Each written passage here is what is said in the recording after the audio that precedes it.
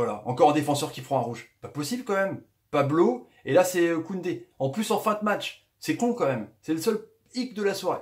Salut à tous, footeuses et footeux de famille, c'est Thomas. Fin du match entre la Gantoise et les Girondins de Bordeaux dans ce premier match des barrages de leur long périple pour pouvoir regarder tranquillement à la télé les tirages au sort fin août et commencer les phases de poule, tout comme Rennes, tout comme Marseille mi-septembre. Du coup, c'est 0-0. C'est pas un mauvais résultat à l'extérieur, sachant que donc jeudi, il y aura tout à faire, mais tu perds quand même un défenseur central, on va dire ton meilleur défenseur central depuis le début de saison, le jeune Koundé, sur un truc complètement con, un acte d'anti-jeu. On va reparler aussi qu'il a eu son jaune complètement con en coupant une action de la main volontairement. Donc bref, c'est un péché de jeunesse, on va pas non plus lui tirer la pierre.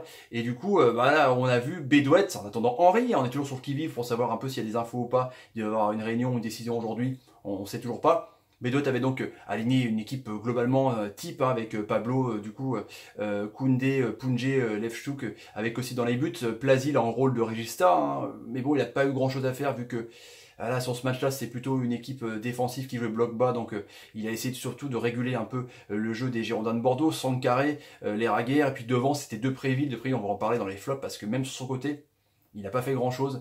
J'ai pas trop compris au démarrage pourquoi Kamano, ton meilleur joueur, dans un jeu de contre où justement tu dois attendre bloc bas et partir avec des flèches, avec Youssouf, pourquoi t'as pas mis Kamano d'entrée? Question, peut-être pour le garder pour le match de dimanche contre Monaco, vu que t'as perdu tes deux matchs, c'est un peu compliqué quand même. Brillant en pointe, donc il va t'installer là, je pense, sauf recrutement de neuf, parce que de Préville, c'est pas l'assurance tout risque, la board est partie, du coup je pense que Brillant a cette place de titulaire. Youssouf, Kalou qui est rentré justement avec son ancien club, et on voit à la première mi-temps justement les Belges, une très très bonne équipe je trouve, qui ont le pied sur le ballon, qui alternent à la fois la possession et le contre, et qui mettent un peu à mal le bloc bordelais, qui a décidé d'être plutôt dans l'assurance, quoi, on va dire. Ils se rassurent, eux ils sont un peu mal en championnat justement, ils font tourner dans leur camp, la Plasil sert vraiment dans les 30 mètres bordelais pour essayer de justement de pas prendre de risques pour jouer latéralement, mais il n'y a pas justement de contre, il n'y a pas d'action. Le premier tir pour les bordelais c'est à 40e minute, c'est Sankaré, donc au début du match, à part ce coup franc à la 4e minute de Préville où il y a un cafouillage, une panique des défenseurs centraux de Genk qui la mettent en corner, il n'y a absolument rien, quoi. En plus il y a des bons joueurs dans cette équipe, j'ai trouvé Shaq Vetadze, pareil, il fait du mal, il fait des dribbles, il fait des slaloms, enfin franchement la défense elle a eu du mal à le contenir, et du coup hormis ce 41e minute et cette main complètement con de Koundé, du coup qui a son premier jaune et coupe une action volontairement, c'est forcément fort pour la suite parce qu'il va prendre un deuxième jaune aussi bêtement, péché de jeunesse, on va pas non plus lui tirer dessus, et du coup au deuxième mi-temps on voit que là clairement les Belges vont vraiment insister, et là on va plus du tout voir les Bordelais, déjà qu'on les voyait pas beaucoup. Là ils vont être vraiment, ils vont subir dès le premier quart d'heure de deuxième mi-temps, avec donc cette faute douteuse, on va dire, où l'arbitre a été clément, mais c'est quand même bizarre ce contact. Enfin, j'en parle parce que la variole va arriver aussi en C1, je pense qu'elle va arriver aussi en C3. Youssouf qui, comme tout attaquant, on va dire, défend mal et puis prend tout le joueur, il n'y a rien, donc tant mieux pour l'équipe française. Ensuite, donc, il y a vraiment un pressing de Genk et pas de pressing réciproque de Bordeaux. Ils essayent pas, ils attendent vraiment bas, ils essayent pas d'aller au tampon. Donc, le peu de fois où ils récupèrent les ballons, c'est sur des pertes de balles de la Gantoise, et les contres sont vraiment mal embarqués, c'est tout de suite récupéré. Enfin, ils campent vraiment dans les 30 mètres. Ensuite, après, il y a plusieurs actions sur les corners où c'est joué en deux temps. On voit qu'il y a une récupération aux abords des 16 mètres, et puis le mec il cherche un autre joueur qui arrive côté gauche, et là il y a un autre mec qui s'est retrouvé tout seul, c'est pas la première fois, et il a fait une tête, et du coup cafouillage, Sankaré aura pu faire un CSC. Ensuite, il y a une superbe frappe, il y a un joueur tout seul de Genk sur un centre, pareil, enfin c'était super chaud, plein de fois ces combinaisons ont marché.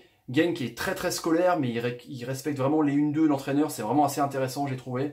En tout cas, il y a eu encore un joueur tout seul, un contact aussi, l'arbitre est clément. L'arbitre, il siffle pas beaucoup, que ça pour les deux équipes, en tout cas, on a vu ça. Et ensuite, Kalou, il rentre dans son ancien club, il est applaudi, c'est bien, du coup, moi, je trouve ça intéressant, il amène un peu plus de vitesse. Je pense que c'est pour faire tourner par rapport au match de Monaco aussi, mais bon, quand tu vois que tu n'as plus que 2 matchs de barrage pour te qualifier, valider ton billet, monter dans le métro des poules d'Europa League, c'est un peu compliqué quoi. Et on voit que sur un mauvais centre de Lefchuk, justement, il y a une action dangereuse où, je vous ai dit, en possession, gains qui sont vraiment intéressants, et il y a un contre vraiment bien mené, et Lefchuk, hop, il a le mérite de revenir et de dégager en corner, sinon c'était assez chaud. Et ensuite, il y a 83e minute, la meilleure occasion du match, il faut attendre quand même, il faut être patient. Hein. Et là, Costil, pour ma part, était plutôt bien sur ce match-là.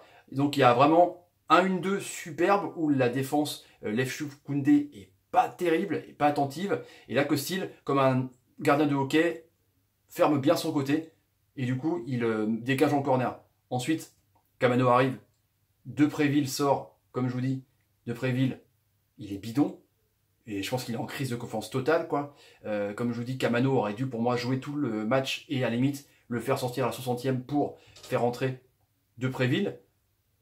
Pour justement essayer d'exploiter les peu de contres qu'il y a eu. Parce que sur le pot de contre qu'il y a eu, à un moment donné, il y a Sankaré qui se retrouve tout seul dans la surface de réparation. Il est dos au but, il se met en pivot, il est entre 2-3 joueurs. Il n'y a pas de solution.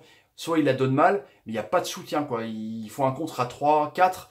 Le temps de temporiser, il y a déjà 6-7 mecs, j'exagère, 5-6 mecs de gang qui sont revenus, donc c'est un peu compliqué. Ensuite, à 84e minute, pareil, décalage, il y a un mec qui se décale sur la gauche, il fait une frappe de malade, et là, Costil, sur une frappe enroulée, il arrive à la sortir. Et sur la frappe d'après, parce que c'est remis dans l'axe, il la dégage, mais c'était pas cadré, je pense, donc il y a corner. Et encore une fois, je pense que vous, supporters bordelais, ou supporters de foot, vous vous êtes dit que Costil était pas sur sa ligne, il était vraiment encore avancé. Là, il est bon dans les airs, c'est son point fort, mais il aime bien être comme contre Toulouse. Il aurait pu prendre le but, quoi. C'était assez incroyable. Ensuite, après ce double arrêt, à la 90e minute, là, du coup, la vraiment meilleure action du match avec une frappe où le mec, pareil, il attend d'armer son ballon et son pied, où il fait poteau, donc aussi il est béni des dieux. C'est assez cool.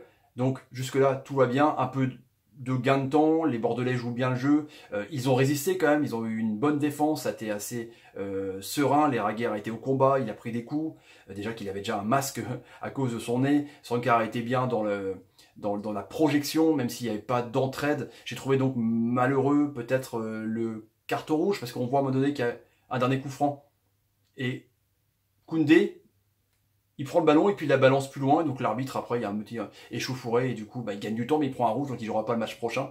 Mais en tout cas, Bordeaux a tenu. Bordeaux a été moins sexy que d'habitude. Mais en même temps, ils sont peu dans le doute dans le championnat. Ils n'ont plus d'entraîneur. Les investisseurs américains, ça a l'air d'être compliqué à faire la transition entre M6 et eux. Henry par Henry. Enfin, c'est vrai que c'est dans le doute pour les joueurs, c'est pas facile. Du coup, là, je pense qu'ils s'en sont bien sortis. Ils sont du coup en ballottage favorable pour jeudi parce que ils ont quand même marqué un but et c'est bon quoi, mais je pense que Kamano jouera jeudi prochain, je pense que Kalou sera aussi titulaire ou alors Youssouf, mais en tout cas je pense que ça sera mieux que ce soit Bédouette ou Thierry Henry, on ne sait pas, mettra le tout pour le tout au Matmut Atlantique qui seront libérés de leur match de Monaco dimanche. Là ils ont vraiment joué l'assurance, vraiment rester derrière, être appliqué dans les passes, dans les transitions, à pas faire de conneries, même si on perdu des ballons. En tout cas, je trouve que c'est vraiment un match serein. Les amis, voilà pour le débrief du soir entre les Girondins de Bordeaux et la Gantoise. Enfin, c'est l'inverse. Bah ouais, si vous avez envie de vous abonner à la chaîne, n'hésitez pas. Tapez sur ma ganache, mettez des commentaires un peu ce que vous pensez de cette rencontre et des Girondins de Bordeaux. Même situation avec Thierry Henry, tout ça, n'hésitez pas à converser avec moi.